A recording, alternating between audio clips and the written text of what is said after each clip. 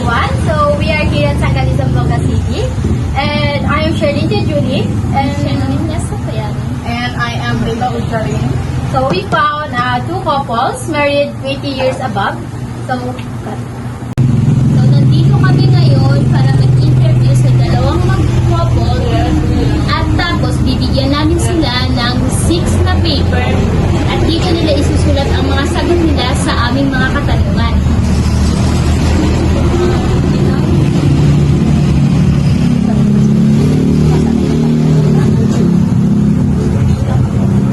Para sa unang katanungan, how did you two meet? Saan kayo unang nakita? or saan kayo unang nagkakilala? Or nagkakilala?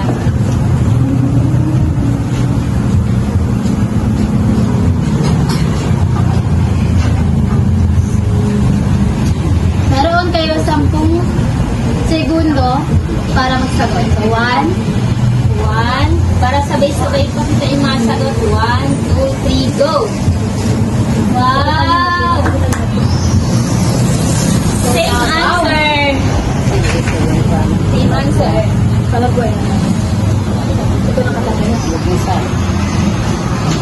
At sa pangalawang katanungan, where was your first date? Kailan? Ay, saan yung unang date ninyong dalawa? Saang lugar?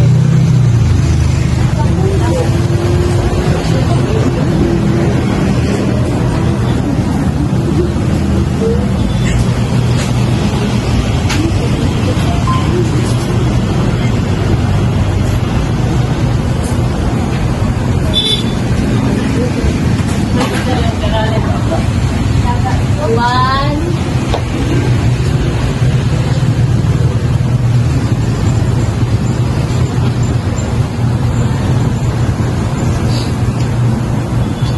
one, two, three. Wow, same pa, pareho. And third question is, when is your wedding anniversary?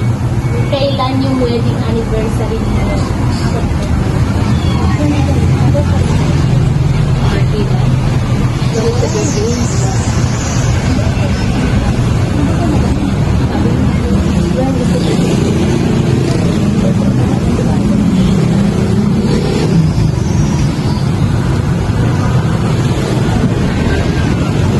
One, two, three. March 6, 1995. Same. Okay, naalala pa nila. Ang ganda ng partner. So, pang-apat na tanong. When is the birthday of your firstborn child? Kailan yung birthday ng kauna-unahan yung anak? Dito natin malalaman kung naaalala pa ba nilang dalawa.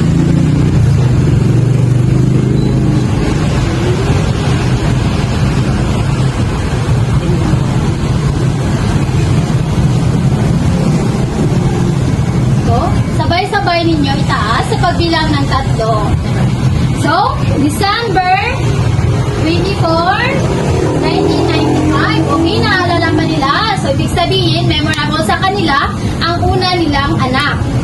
So, for the fifth question, what is your wife's favorite color and what is your husband's favorite color? Dito natin malalaman kung kilala ba nila yung isa't isa at yung gusto at yung paborito nilang kulay. Pag ito magkamali, dito natin masasaksiyan ang kanilang love story. Pero mamaya. So, sa pagbilang ng 3, sabay-sabay nilang tataasin ang kanilang papel. So, 1, 2, 3. Sir, ano yung favorite natin kulay? White. White. Yung favorite niyo pong kulay? Pink. Yung sa inyo? Oh, tama! Okay, so si Mr. So, for the 6th question, what is the favorite expression of your wife and what is the favorite expression for your husband? Ano yung gusto mong expression or katangian ng isa't isa na gusto ninyo? Or pwede din with words. Yung expression is like, halimbawa,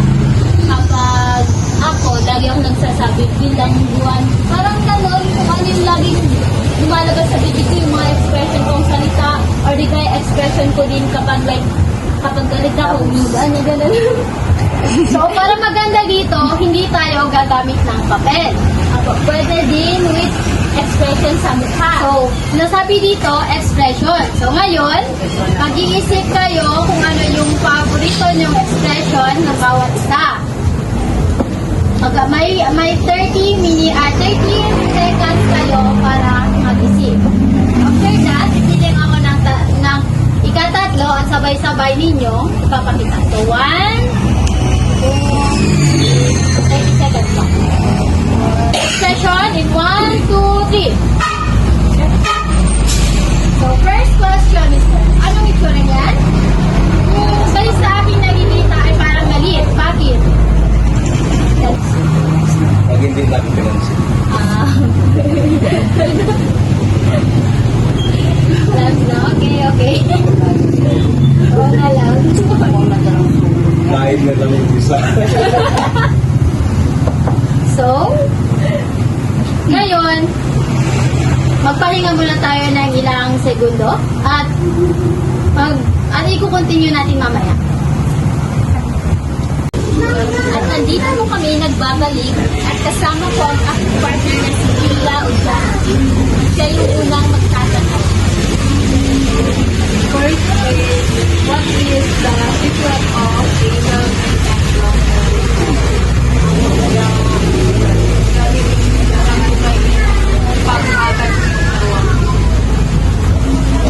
Kali na buhay, pagkaroon ng maruakan sa kasi yung anak mo. Sa pagkong karila kuhan, mas panuhay niya na pag mga anak ito sila sinamupot pa iso na mo na naglubayan na kami. Kaya Para sa anak. sa basag sin anak mo. Yung pagmamahal sa anak. Next is, if at least 3 personal traits that were applicable among your partner. Kaya, Parang yung katulad like, ano yung mga nagustuhan ko. Ang nagustuhan ko, asawa ko, Tatlong ano yung traits sa bilang ko ang ketoy ko ito. kaya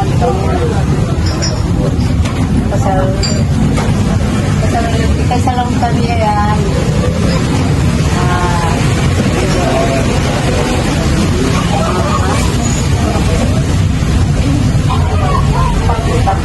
Pagmamahal.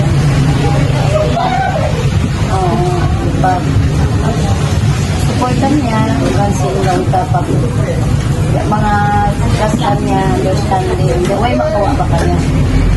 Way makawa.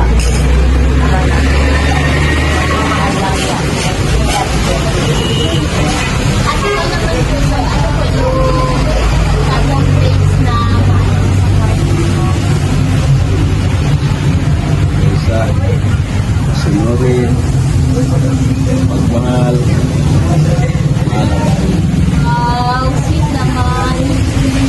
Next is, would you like to share with us some conflict you had in the past as a couple? How did you overcome it? Parang yung conflict na yung dati nagkaroon kayo ng problema at paano ninyo nalagpasan at kasama.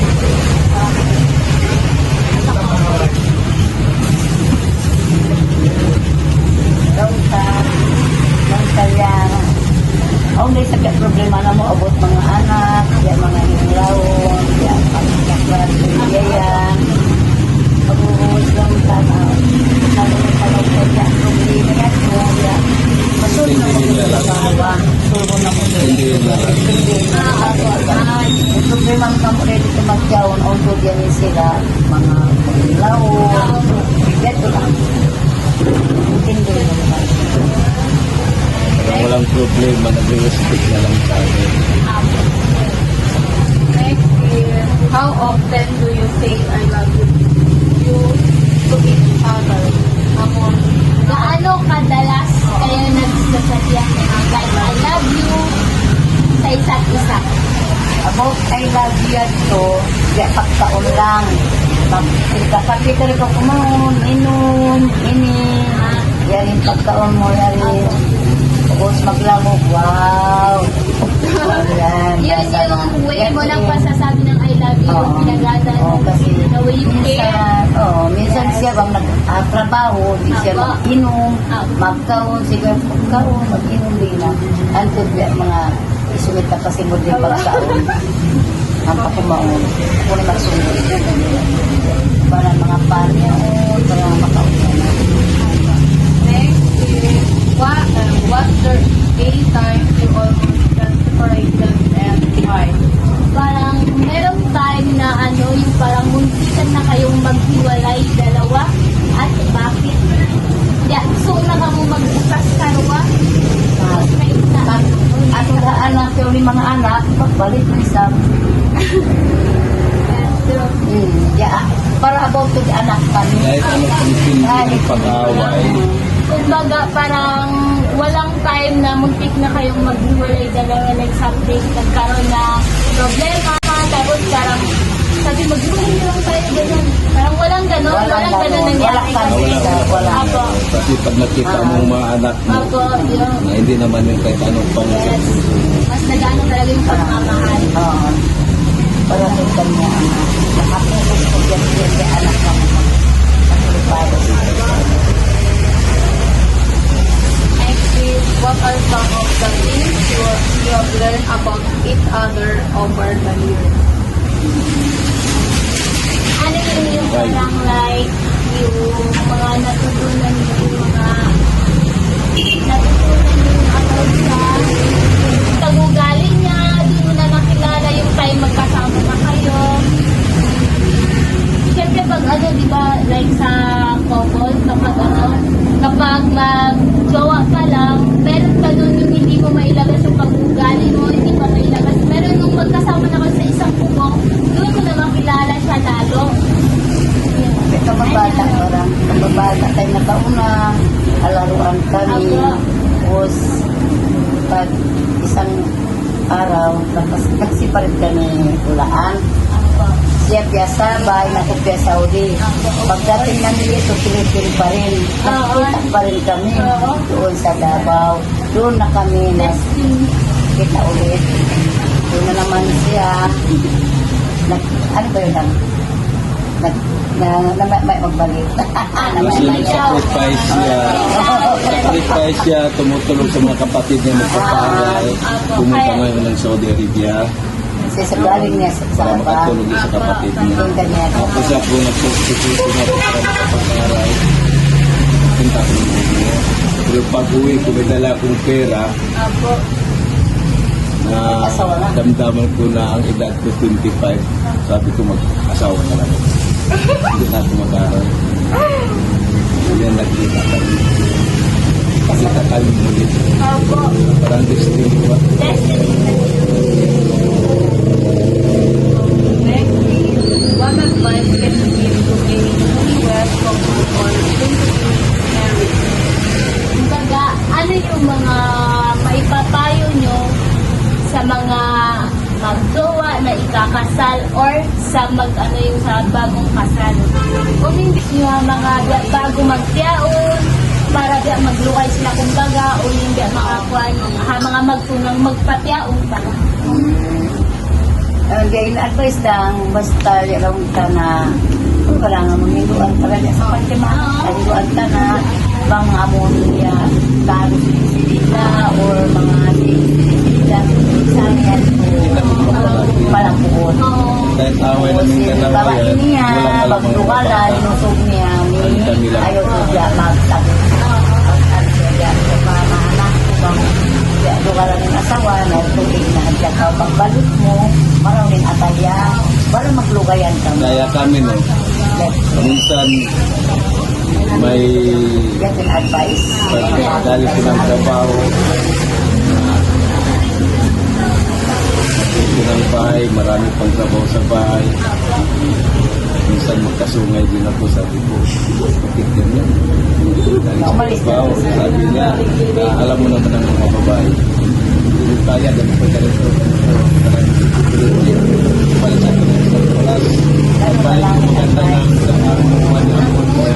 Sabi ko, tikla ka na lang. Minsan gano'n, minsan gano'n talaga. Di maiwasan kasi minsan yung lalaki maliit sa pag-uwi.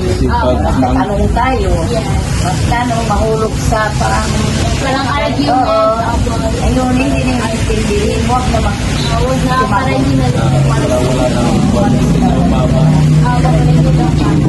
doon ka matagal kayong walang gulong.